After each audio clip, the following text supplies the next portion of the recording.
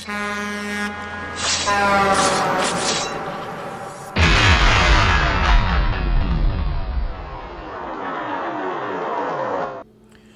back to another episode of the Therealslackadjusters, man. We got a special guest today, good friend of ours. First off, Salim, how was your week? Week's been great, baby. How about yours? It was a great week, man. It's about to get even better because today I got the king of freight up in the house, man. One of my good buddies, man. He's been taking care of me for about 2 years now. Mr. Eric, man, how you feeling today, brother? Man, I'm good, man. It's been a good week. We're super blessed, just happy to be here, keep it rolling. Man, I appreciate you coming. How long we been working together? About 2 years? Right at 2 years. I've been with King of Freight for right at 2 years. So, and you got on with me pretty quick, man. We started, working together, hitting it off pretty fast. So, it started with the Aquaworth loads. Started coming out of there. We went up to South Carolina a little bit, and then we started on the local work for a company here in Atlanta, a big lumber company. Expanding some of their, giving them some extra capacity, and that helped everybody out. So they were pretty happy. Everything went pretty well. Well, Eric, today we got to put you in the hot seat. You my buddy. Last week we had our buddy JR on. He's works for one of these major shippers here in Atlanta. And why not had a broker on the following week? So we got the broker in the hot seat today. So everything that we say, it's all just what all the truckers in the industry want to know, man. That's it. The evil freight broker right here. Not you, man. Not you. It's it's the enemy. Yeah, no, man. But like, we're gonna put it out here. We're gonna put it out here, though. I mean, without a brokers, man, there's no trucking. So we're gonna put you in a hot seat, but we're gonna keep it real, and we're gonna keep it real, though. So first off, let me ask you, what is your definition of a freight broker? My definition of a freight broker: if you ever bought a house, we are basically the closing attorney. Okay. I basically am the middleman that ensures that the transaction is completed fairly for both sides. Like, if you work with, when you see King of Freight, if you haul a load for me and you turn in your paperwork like you're supposed to, for a fact that you're going to get paid. Yep. The customer knows for a fact that their load's going to get hauled and it's going to get taken care of from end to end, from start to finish, and that it's going to be completed or it's going to be taken care of. No matter what that looks like, it's going to get taken care of. So basically, we are, for lack of a better term, we are the closing attorney. I like it. That's a good way to explain it for people who don't really know how this type of stuff works. Well, tell us this: how long have you been in the trucking industry, and where did your journey begin? All right. Well, my dad drove a truck for Southern Freight when I was a kid. He was a route driver. Southern Freight is in business, but it's not the same Southern Freight that he worked for. He worked for more it was like a roadway yellow freight kind of, as a local route driver. LTL company. LTL company. I always wanted to be some kind of truck driver. I actually started at 16 years old unloading tire trucks at Toyo Tires because my dad had went to work there. So I went to work through a you had to work through a temp company because I wasn't old enough yet.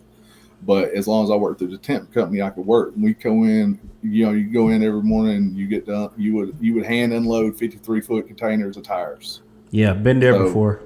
Started there, then went to work for Preferred Transport on their dock a little bit and at nights and stuff, as I got older, after I got out of high school. Then at, I was 20 years old, I started pumping concrete. And, ooh, boy, me and Salim were talking about that a little earlier. Tell y'all know hard work like that. Is, it was, well, back in those days in the early 2000s, hours of service was not a thing. This was not your hours of service was you serviced whenever they told you had hours of work. So we would work 14, 16 hours a day, 18 hours a day, 4 or 5 hours off, go right back at it, and 6 days a week, no matter what. I since I didn't have children at the time, I pumped concrete for a Jewish company on Christmas Day one time. That's crazy. Sure did. That's on crazy. Christmas Day, 7 o'clock on Christmas morning, I was unfolding the boom and pumping concrete. Then, but you built Atlanta. Atlanta's infrastructure was big. Man, Atlanta. There's always work in Atlanta. There's always something to do there. All over the place. So we went really all over the state too. We go anywhere for it. Went from there. That's just kind of, and then I, did drywall, hauled drywall. I've hauled. Then I went to work for a lumber company, largest privately owned lumber company in the world, and worked for them for several years. Started coming up through the ranks there, became operations manager for them and dispatch, and then operations manager, and eventually got out of the truck there. And then I went from there. I went to a large geological anchor company. Ran their entire logistics in the Southeast for them. That I started dealing with brokers and all that kind of stuff. But really, my love was always sales and talking to people and doing things with them. I like interacting with people and being a sales. I'm basically a salesman first. Yep. And so that was when I decided to take the leap of faith. My wife, we've been married it'll be 17 years this July. Nice. Bless her. She has had my back no matter what, and all this that because I don't know if anybody knows this. There's no guarantee with freight brokerage. If you go to work for a big freight brokerage, you're going to be a broker. There's no guarantee, nothing. If you eat what you kill, and if you don't make no money, you don't make no money. Yeah, that's just all there is to it. Okay, you get a little while to get going, but after that, you gotta make your own way. And she, I said, hey, I want to quit my big corporate job, making a good living, and I want to go be a freight broker because this is what I've always wanted to do. I always wanted to be a salesman. She said, you know what, I got your back. Do it. Let's go do it. Nice. So that was how I got here, man. Nice. So awesome. So just off of that, what would you say is the hardest part of your job? The hardest part of my job is just getting lied to all day, for one thing. Damn. That's the worst part. Yeah. Man, we get absolutely just lied to. Let's get right to it. We get bald-faced lied to. Yeah, let's go. Let's go and get into it. Salim, I heard you. I done heard you say, that broker calling. They calling on the phone all the time. You know why? Because the last 5 drivers told me they were an hour away 4 hours ago.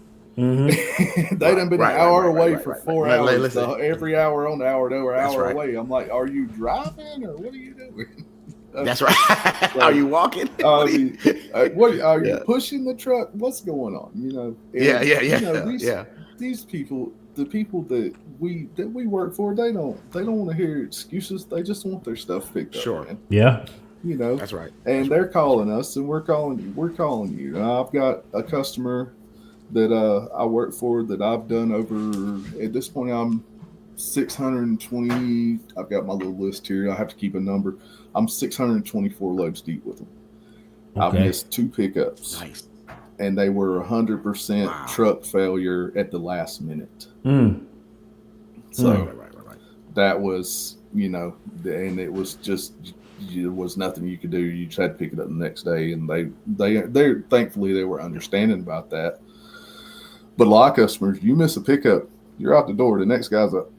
Yeah. If you don't do what you tell them you're going to do, it is also as a freight broker, you don't own no equipment. So all you've got is your reputation and your service. Yeah. And that's, so that's what we have to have. And that's why we're calling y'all all the time and saying, hey man, where you at? Just making sure we're not going to have any problems. That's all. Man, yeah, I wasn't expecting that answer, man. I appreciate you breaking it down to us like that.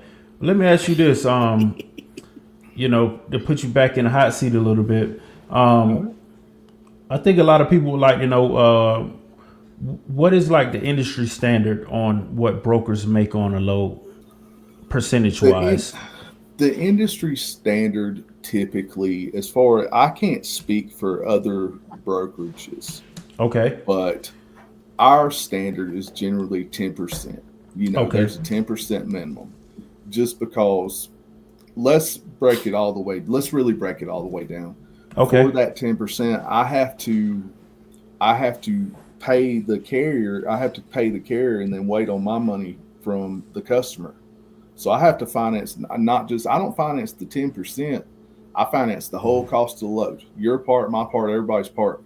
So, and some of these big corporate companies are 45 or 60 days to get paid. Y'all are all paid in 30, correct? Right. 30, 45 at most, but it's generally 30 days. Yeah. If you get a factoring company, you're getting paid tomorrow as soon as you turn in the bills, but they're generally, they won't factor past 30 days. So, so it's worth at least that it takes at least that to move the money and to make sure that everybody's taken care of. Right. Got it. Now you said I have to, pay you guys. Does it come out of, how does that work with King of Freight? Are you a contractor there, or? I am a pure commission employee. Okay. The way that works is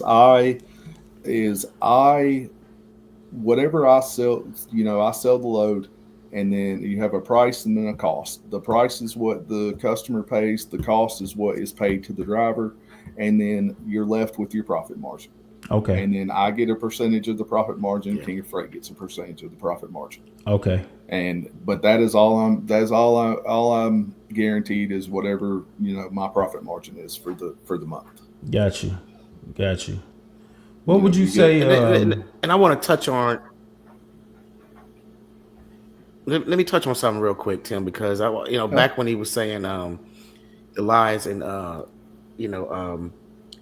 you say you hate lying carriers, how they lie, and that's very important because your money's based on what a carrier does. So carriers don't get that. I get it. You know what I mean? And even though I might get annoyed from time to time, I respect it, and I see that if we do what we're supposed to do as a carrier, you all call us back, and I've gotten better rates because they like how we do business. So you can play it how you want to play it, but basically what.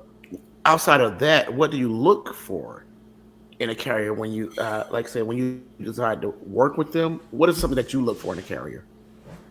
I have been talking to people for a long time. Mm-hmm. I won't book freight over email. Mm-hmm. I don't do it. If you want to book my freight, you're going to call me. We're going to talk on the phone. I want to have a conversation with you because I want to hear the hesitation in your voice. If there's when I say, hey, what time can you load? If you start with that, I'm like, you can tell. You can tell if somebody's telling. Now, Mr. Motivates here. You can set your watch by this man. He's got a driver. Okay, good. I promise you can set your watch by this man. This man don't miss. I appreciate it. And I will call him every time I get a chance to use him and some of his drivers. I will use them because they are lights out. You do not get better service than him. I appreciate that. It doesn't happen, and that's what it's all about, man. Is just the industry sets the prices. I don't. Mm-hmm. The customer sets either the customer gives me a max price, or the load board gives me what to go bid, and I go bid. And if I win the bid, I have to cover it, and that's it. So I don't set no pricing. Okay. Yeah, that's good to know, man. People. This is valuable information. Yeah. Mm-hmm. What would you say is the biggest myth about freight brokers that's out there? Oh, that we're just the amount of money we make per load is just astronomical. Yeah, it is not. It is. We make a small percentage of what you guys make a load. There's just, I mean, I understand we don't have the cost of the truck and the fuel and whatnot. Very true, but we do have the cost of moving the money, and yet again, we're basically the closing attorney. We got to make sure, and it's another thing is also we have to cover if something goes wrong, we cover that. We make sure the customer's taken care of. We make sure they are whole. Yeah. And if the customer doesn't pay me, you still get paid. So everybody gets paid. You guys get paid. We're the ones that we take the risk no matter what. Now, a lot of people, they look at it a different way. Salim got, and I believe you because I've worked with you, and I mean, to me, I could vouch for you. I could vouch for Eric. But Salim's about to play a video on how truckers look at freight brokers. Go ahead, play that one time, Salim. I know it's blood, Crips, Pyro, everybody mad. Getting took money, everybody mad. I got all this money on my mother, mind. Diamonds on my dial, I can't even see the time. All I know is blood, Crips, Pyro, everybody. Cut the mic, Salim. Cut the mic. How accurate is that? That's absolutely inaccurate. We gotta throw that in there for the truckers out there, man. I don't know how many. What I'll ask you is, what's the most loads that you've ever ran in a day? Me? Yeah. I've probably done like maybe four loads, but I'm local. Celine? For a broker? No, what's the most loads you've ever? You mean like one driver or company wide? One driver, one driver, one okay, guy. maybe what's four the for most, me. Yourself, 4. What do you think? 3, 4, 5. Lumber, I know you probably run 5. I mean, maybe 6. Outside, I would. No. For one driver, I've probably done a very short run. I've had some fortunate situations where we would go. The receiver and the shipper were very close, turn and burn. Now I would say maybe 4 or 5. 4 or 5. The most I've done in a day as a freight like broker is 41. Okay. So, Talk that talk, Eric. Okay. Talk that talk, Eric. Now that is, but that, man, I'm telling you, that's a long day, boy. 41 loads. Right. 40, you could do, but like my average day is 6 to 8 loads a day. Okay. So this is where freight brokers are going to make some. They're going to make some profit, correct? Yeah. But we make our profit off of volume. We're volume guys. Yeah. And we go out in the world, we extract the freight out of the corners and the crevices and bring it out here and distribute it out to the people that need it. Yeah. That's what we do. Good way of explaining it, man. I appreciate that. Yeah, that is good. Because, I'm a part of, I don't know, maybe 3 or 4 trucking groups, man, and every day it's the same thing. Like, if you don't have people complaining about the price of loads, you got people, talking smack about brokers and stuff like that. And then you got a few people in the comments saying, a lot of them. Okay, well, so but there's always a few drivers in those comments like, well, why the hell you hauling freight for $1.18 a mile? Like we can only if you when I go to a customer gives me pickup, a drop off, a weight, and what kind of trailer they're wanting, any kind of special needs that they have. Mm-hmm. And they say either bid this or go find me a carrier, tell me what you can do. Yeah. And if I bid it, I go straight to the same place you go. Truck stop, DAT, go to these companies, go to these load boards, and I use their quoting tools and I look at them. Mm-hmm. And I say, okay, this is saying this is saying that. I get me kind of a general consensus of what the lane should cost. Then I go look at posted loads, search similarly posted loads going to the same pick and drop for the same kind of equipment, same kind of weight, and kind of look at it that way. And I come up with an educated guess of what that load should cost. Yeah. Gotcha. And then I go I tack on whatever percentage to it, and I go present that price to the customer, and the customer accepts that price. Then I go back and I turn around and I put this load on the board, and and at this point, I put it up to, obviously I have to make a profit, because what I do is you cannot do it for free. Nobody's out here nobody's doing it for fun. This is a job. We all have to make a living. So I put it up there for a profit. And at that point, the driver of his own free will, or driver, carrier, dispatcher, whoever it is that calls and books the load with me of their own free will, calls me, and they, we negotiate and we come to a price. And at the end of the day, they haul it for that, and the customer pays what I told them. The driver gets paid what I told him. Yeah. And then everybody's happy. Until you get on Facebook group, then nobody's happy. Nah, not right. Not for the last 3 years. Yeah. Well, because everybody got used to that COVID money, and that COVID money just wasn't sustainable. It's not, you don't want you're not going to pay, you don't want to pay $9 for a Snickers bar. So. Yeah, exactly. Exactly. The COVID was a whole different thing, man. That was the multiverse during COVID. But have you ever had a carrier try to go over your head? I mean, speaking, shippers, have you ever had a carrier try to go over your head and steal shippers from you? I wanted to touch on this because you talked about that in your last podcast. I did watch your last one, and that's really dangerous for the carrier, because all brokers have a non-compete in the packet that you sign when you set the load. There's a non-compete built into that you cannot approach my shipper for 2 years after hauling a load for me from that shipper. Ooh. Is that in the carrier packet or the rate time? Because it's in the fine print in there. Because we hardly ever we go straight to the money. You go straight to the bottom. You go straight to the bottom. Look at the price and sign the fire. It looks right to me.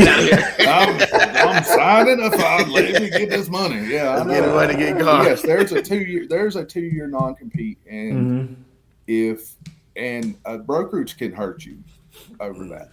It's all this is written by lawyers and people way smarter than all us. But also, you have to think, when I first started doing this, I made 150 to 160 phone calls a day. Y'all don't have time to do that. Y'all drive a truck. I made 150, 160 phone calls a day to find these customers. Yeah. And then I developed these relationships over all this time, just for a carrier to go in there and try to pull up, to pick up one load and go, hey, can I ship for you? No. After I did all that, that's not right either. From no point of view. Yeah. Now, and also, like, for direct, like we talk about, you talk about wanting direct customers. Right. Well, that's what everybody wants. Everybody wants a direct customer because everybody's, oh yeah, they're going to make more money. Well, I've got one customer that's got, just this week, we've shipped loads to South Carolina, Utah, Texas, Florida, and California this week. Okay. So the privateer guys can't handle that. Guys with 2 or 3 trucks, 5 trucks, 8 trucks, you can't handle that. Yeah. Even if you can, say you get all those loads out. Right. How are you going to get back? You going to find another direct customer in Utah, in the middle of nowhere in Utah? No, you're going to go to a broker on the freight board the same way. And that's the together, the only people that could do that is like your Snyders and your Primes and your Werners of the world and stuff like that, MTI or whoever it is. Those are the ones that can do that. Yeah. And so, but together, the small trucking companies and the brokerages together, we are the largest trucking company in the world, because we work together and make this all work. Yeah. Listen, bro. I mean, and I've been in trucking over 20 years, and I like the way no one spent it that way. You say you're the brokers and the small carriers are the largest company in the world, and that's awesome, man. I mean, that's great that you put it out there like that. And in reality, we want to have some fun. We want to poke it. We want to poke the bear a little bit, but in reality, we want everything to work out. I want it all to work out we want it to work for everybody. Mm-hmm. But there's something there, and I think a lot of people don't understand business. They don't understand business. So, and that's what we're here for. That's what we're trying to get everyone to understand the inner working and the details of the business. And when you're transparent like you are now, and more of this needs to happen, we don't see brokers getting on the internet or getting on podcasts doing what you're doing. We want to bring that out there, and then hopefully carriers can come in. We can have better relationships, and there's a lot of bad carriers out here. So, and there's brokers that try to do bad things. But I like that idea that you just said. We're the biggest trucking company, and somehow we need to build on that. So this is going to lead me to one of my. Have you ever dealt with Carrier 411? I have not. I have not dealt with Carrier 411. We here at King of Freight, we have departments that deal with stuff like that. Okay. We also have in our system, I have records for hundreds of thousands of trucking companies. Okay. Because when you call for a load, generally the first thing the broker's going to ask you, hey man, what's your MC number? Right. Yeah. Well, while I'm talking to you, I'm looking at that MC number in my system. And we here at my company, they do a phenomenal job. Their system is phenomenal. They have really got it figured out to where I can very quickly look at your company and see records. I can see how many loads you've hauled. I can see how many loads you've deleted. That means how many loads you've canceled. Okay. I can see notes from brokers on. Did you do a good job? Now everybody, it's just like you got to take them kind of as Google reviews. Yeah. Nobody wants to put a review in there when things go well. Nobody. I try to put in. Carrier does a really good job for me. I try to put in. Hey, this carrier does great for me. Use this guy. Any chance you get. And I put some of those notes in, but a lot of them is, hey, this guy, was 4 hours late to a pickup, didn't call. This company no call, no showed me. Couple times, no call, no show. That's a big one. They'll get you, blacklisted from us. Yeah. And there are carriers that do it every day. Somebody get blacklisted every day. So is Carrier 411, are they the boogeyman that most truckers think they are, based off of your knowledge about them? They're necessary, really, because the carriers are the boogeyman too. Ooh, some of the carriers are the boogeyman. I believe you. Not only that is the you think you're getting scammed at the gas station. Try to post a load on one of these load boards without a name like ours behind you or something like that, and see if the scammers don't come out of the woodworks. Damn. You would be amazed at how many scammers there are in this industry. That my company does a phenomenal job. They do great. I cannot say enough kind things about our support staff and what King of Freight does for us as brokers to keep us safe and to keep our customers safe and our carriers safe. Listen, I don't know, man. I'm just lost for words. Because the thing about it is that he thought he was gonna have me. That's what it was.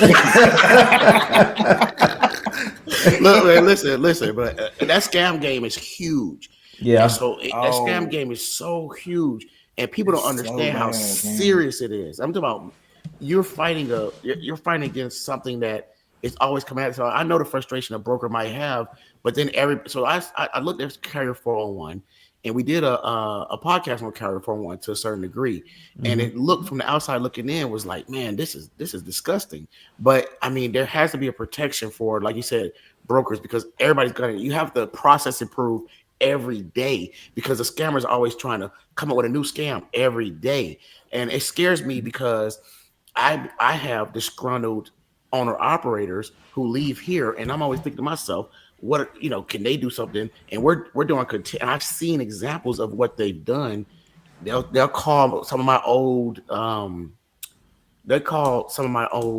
vendors.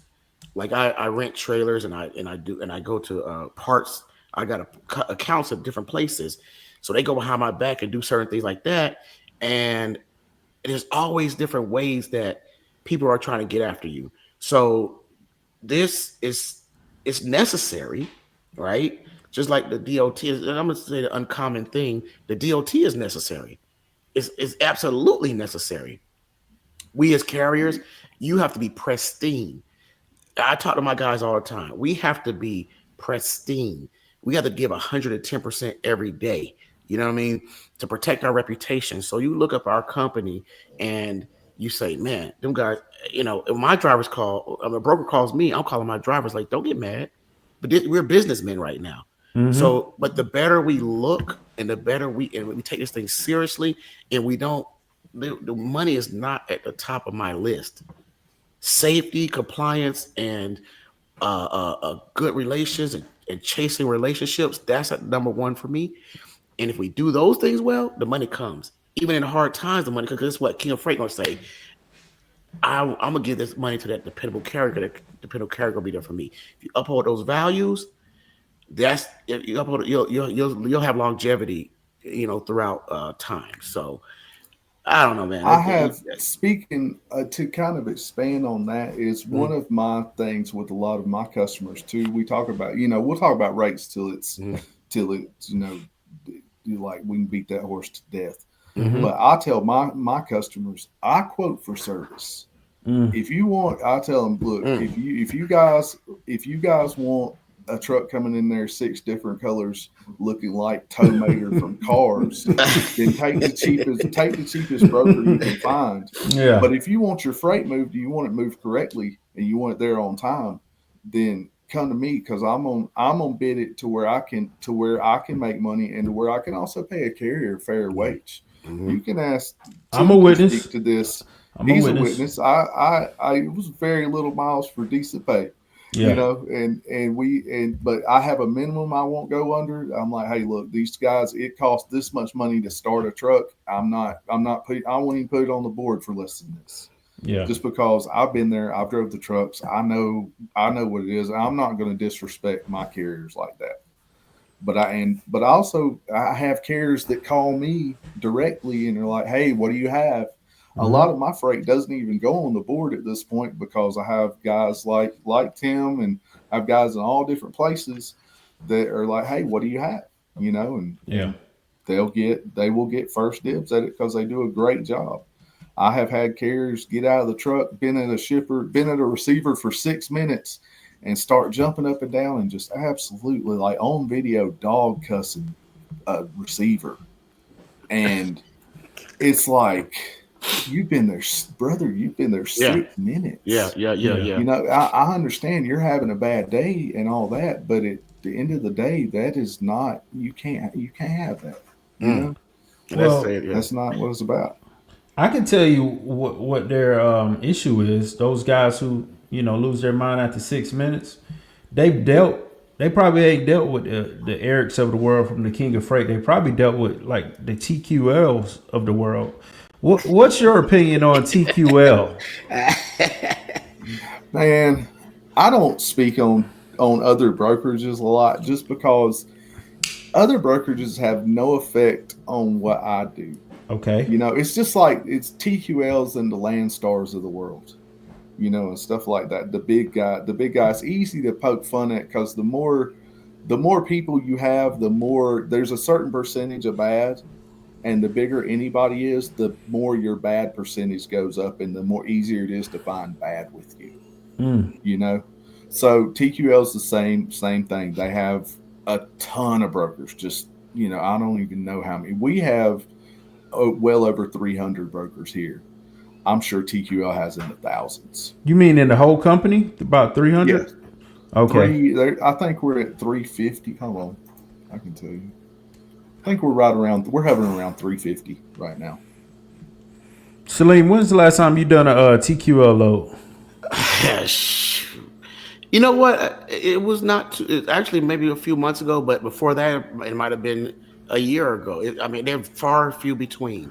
Far few between. Now, to your credit, Eric, I'm not gonna, just for lack of better word, shit on TQL because my first year of my authority, man, I did so many loads for TQL. They sent me a plaque. It said something like Carrier of the Year, I think 2018 or something like that. And I put that thing in my office, man, and I was happy about that thing. And they paid me fair. That particular broker, they paid me fair. I was on time. I think I ran loads for them 2 to 3 times a week. Same stuff for a year and a half. And I want to say after a year and a half, I had a few breakdowns, and they just couldn't cover for me anymore. I understood it, and that's when I decided I needed to grow. I needed another truck, to cover for me when I went down. And I mean, I still do load. I probably did a load for TQL maybe 2 months ago. They got a bad reputation. I'm not gonna, say they're terrible, but I guess it's easier to pick on them because they're so big, like you said, man. It's easier to pick on them. That's just it's also like we have, some rules here that we can't work with carriers that have a brokerage authority. That's because a certain carrier, it's a driver-owned carrier that has a brokerage authority will take a load from you on the load board. Then they will wait till 15 minutes before the driver's supposed to show up to pick up, cancel with you, walk straight into your shipper and say, hey, I know that truck canceled on you, but I will do it for this much money. Here's my brokerage authority. I can take care of you. That's how they do it. That's crazy. It's so dirty. They'll do us so man, there's so many scams, I'm telling you. It's bad, dude. It's very bad.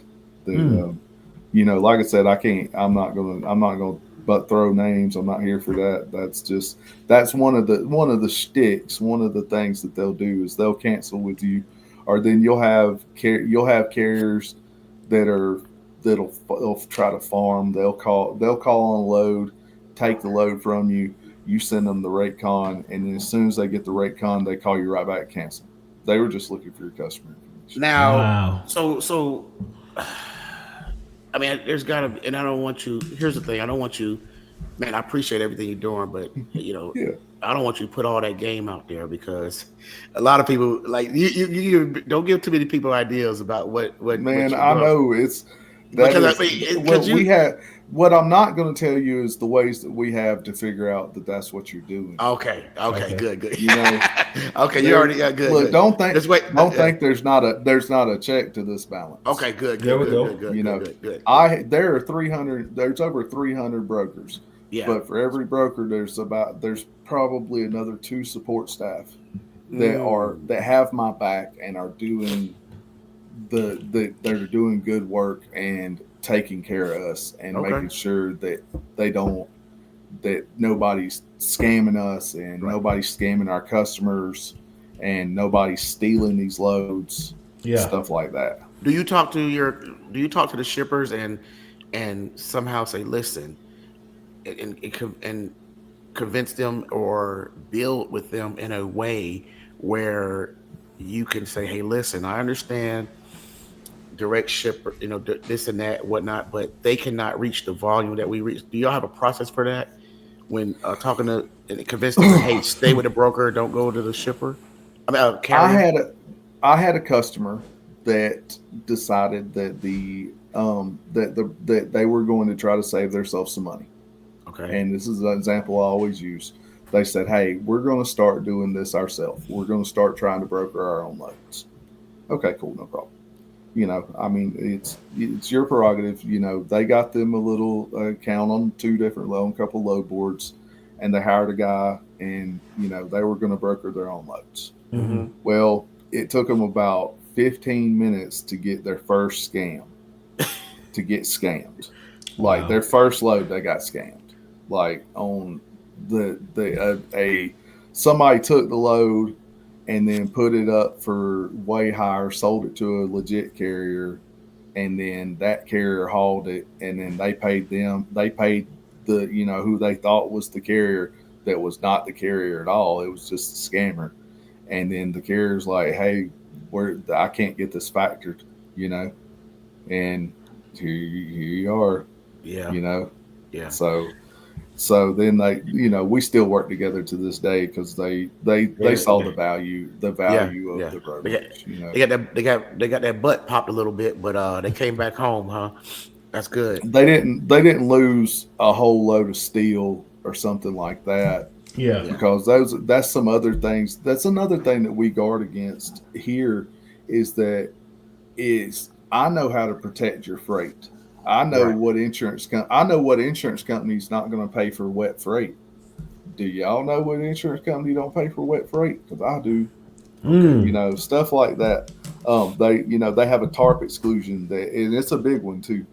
That they have a TARP exclusion that it doesn't matter if they have their freight policies will not cover wetness damage on their freight if it was supposed to be tarped.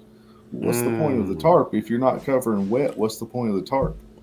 That's generally what the point of it is to keep stuff from getting wet, correct? Right. I mean, everywhere I ever been, but their insurance, there's a large insurance company that has a wetness exclusion in their policy jacket way down at the bottom. It ain't OIDA, is it? Huh? It ain't OIDA, is it? OIDA?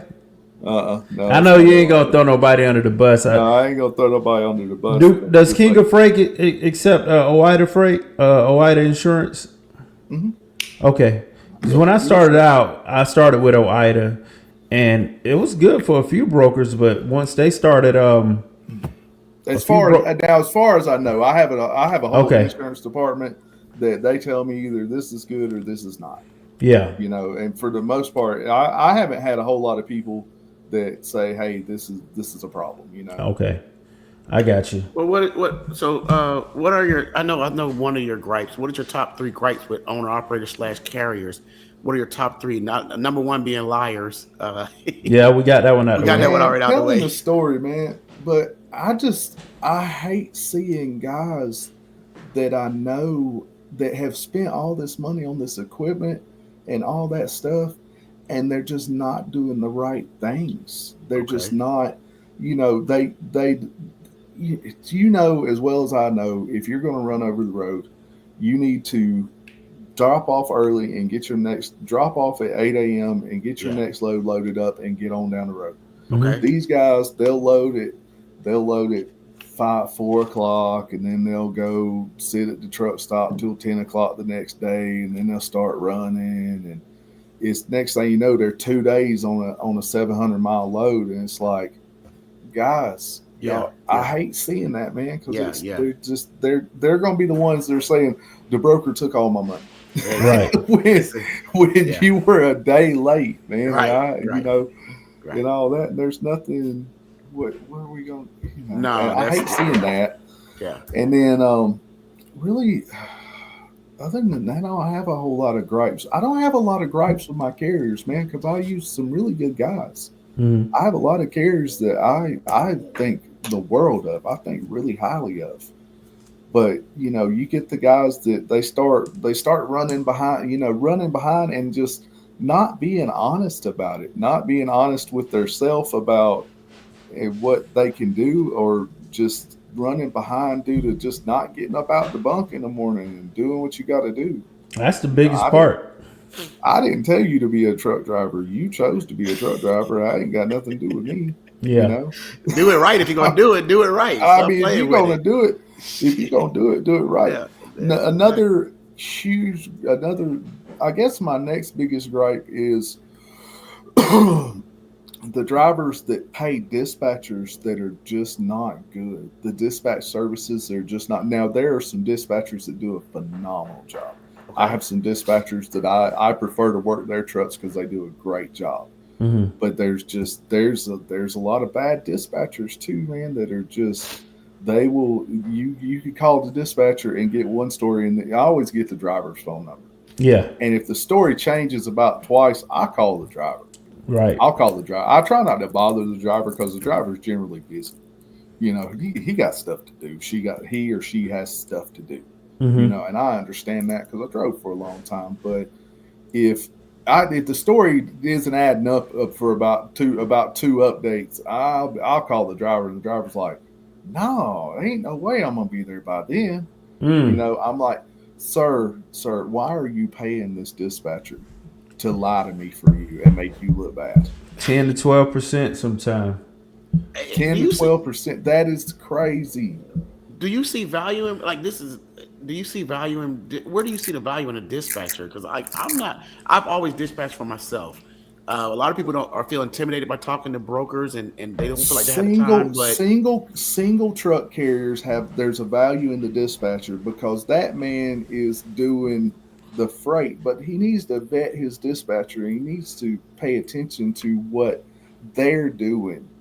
And also just the broker, most of your brokers, it's just like I tell my children when they started driving, they would be driving their cars, not trucks. I have a a 20-year-old and a 17-year-old. Mm-hmm. They when they started driving, they'd be nervous about the police. They'd be, "Oh, Dad, what if I get pulled over by the police?"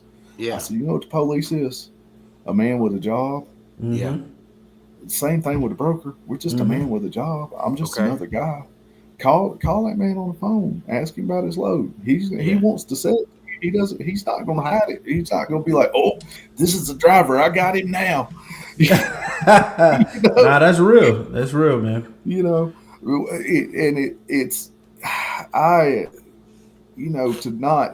To really, you get these dispatching services that are not located here in the United States, and I'm over here trying to use Google Translate to communicate with the dispatching service.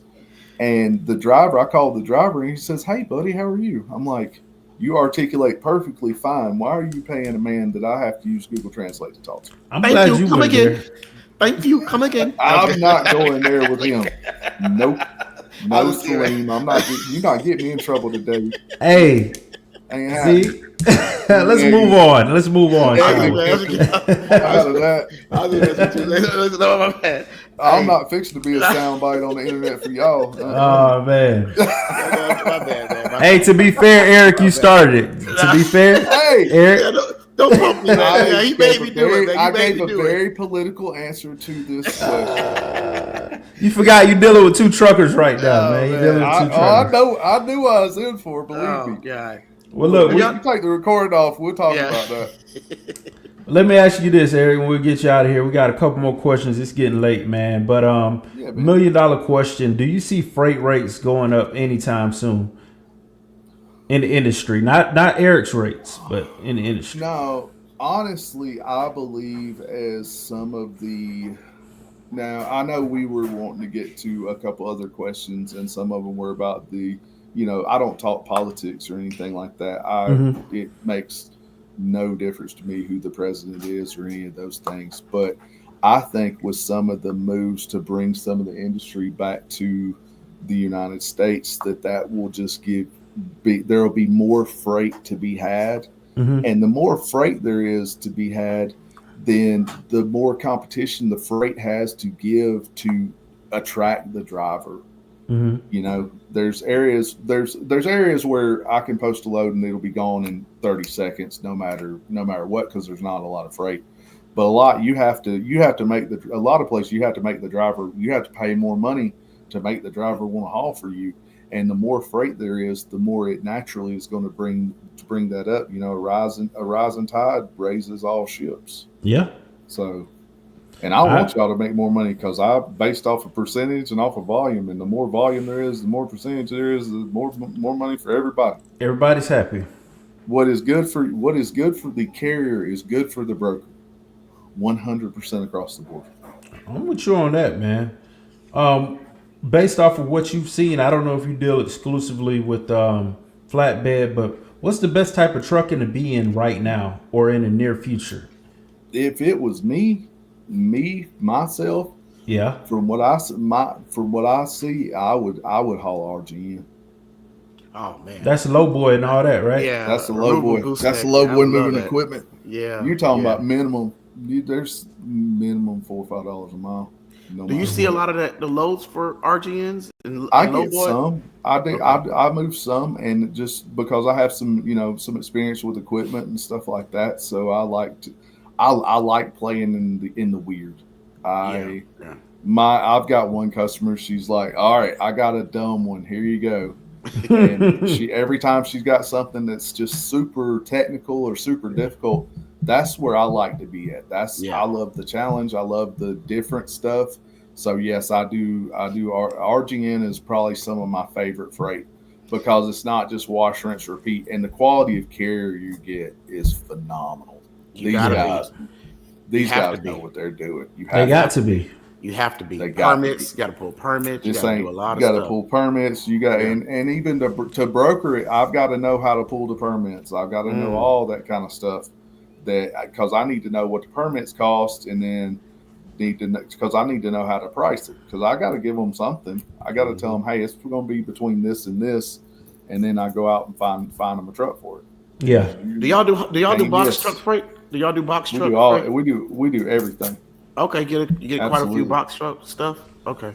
I get some out of Atlanta. It usually goes up to the Northeast and stuff like that. I get here and there. I don't get a ton of it. I even get Sprinter van freight. I tell people one of my favorite things to say is I'll move anything from an M1 tank to a ping pong ball. Don't matter to me. I'll make it happen. Yeah, I will make it happen. That's all right, man. Now let me ask you, just before we get out of here, we got to ask the question. We be looked down upon if we don't ask it. Detention. I know that's a taboo topic. I knew we was gonna get here. I can't wait. I'm so excited. I'm so excited. What's the truth behind most brokers not wanting to pay detention? Is it the broker issue, or is it? To be honest, there's usually not enough money in it for the broker to pay you detention. Okay. To be honest, let's talk about detention. The broker usually if it's on the shipper end. Okay, I can. The shipper. It depends on who my customer is. Okay. If my receiver's the customer and they messed up, then I can, maybe I can say, hey, y'all know y'all messed up. But at the end of the day, if I've got enough money in it, I'll pay the driver detention. Okay. If there's enough money in it. Mm-hmm. But to hear the industry say it, I'm not supposed to make any money. So, I got to keep that price tight, because the truck drivers think I'm not supposed to make no money. But you got to have it. Well, one thing I will say too is, as a broker, you have to have enough money in it to fix problems, detention, or truck. Say Salim, you do a great job. You're there all the time, but hey, trucking's trucking, and you're 10 miles away from the carrier at 11:45. They shut off at 2, and you blow a radiator hose. Right. I've got to have it. I have to have enough in this load that I can go find a truck right now. That's a great point. That protects me with my customer. That's a great point. So I need to have enough in there, but also detention. I'm getting kind of off topic, but detention, you're asking me to pay you money for something that I had zero to do with. Not my fault. If it was my mistake, then fine. If I gave you the wrong address, I have messed up before. I'm human. I gave a driver a wrong address one time. It was like 60 miles one way, and he had to come back. I paid him out of my pocket, 100%. So, that's stuff like that. Yes. But a lot of times if the customer won't pay the detention, if it's on if your customer is the shipper and the receiver, they screwed the pooch, for lack of a better word, and held the truck for 3 or 4 hours or whatever. And that's not the customer's fault. That's not the broker's fault. And they say, hey, they go to the receiver and say, hey, can you pay our truck more money? And they're like, well, we'll just get our stuff from somewhere else. So they don't want to do that. They can't really bark up that tree. So what are they supposed to do? The bad thing is the driver comes out on the short end of the stick on that, and it's just, I hate it. That's just the stick that you got. sometimes. Okay, so nothing I can do about it.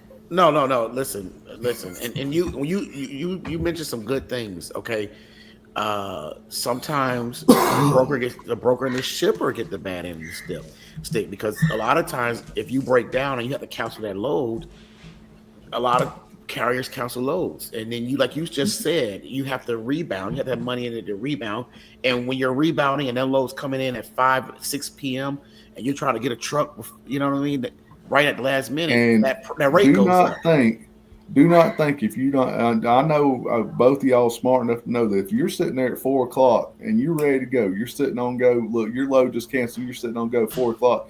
You see that load pop up, you're like, oh, I can make some money off him, because there ain't but a couple guys looking for a load at that point. And it's you gonna make some money off him, and everybody knows that. It's a back and forth. It's a back and forth. It's it's a give and take, and it's just what it is. What it is. The game. It's the game we play. It is a fun game. I love it. Oh man, this is honestly my favorite job I've ever had. Okay, well I absolutely love what I do. I'll say so basically, and I'm just you don't feel like detention is valid on the receiver end when it has nothing to do with the customer, the shipper, or the broker. Not to say it's not valid, but it's out of control. It depends on which end. I generally only have control over one end. Okay, you know that. And if it's on the end I don't have control over, sometimes the customers can just charge my customer could just charge their customer the detention. You can ask that, Tim, I paid you detention before. Correct, because it was like, hey, but the shipper was the receiver. They were shipping to their self basically, cheat code, or to their customer. Cheat code, yeah, and that but even if it hadn't been, I'd have took care of it, because like I said, this man does not miss. He has a driver. I'll tell him all the time, I can set my watch by this man. I won't even call him. I'm just like, I'm just like, send me the paperwork. Yeah. Because I already know this man. If something goes about this far sideways, Tim will call me. Yeah. And that's worth its weight in gold to me. I appreciate the compliment, man.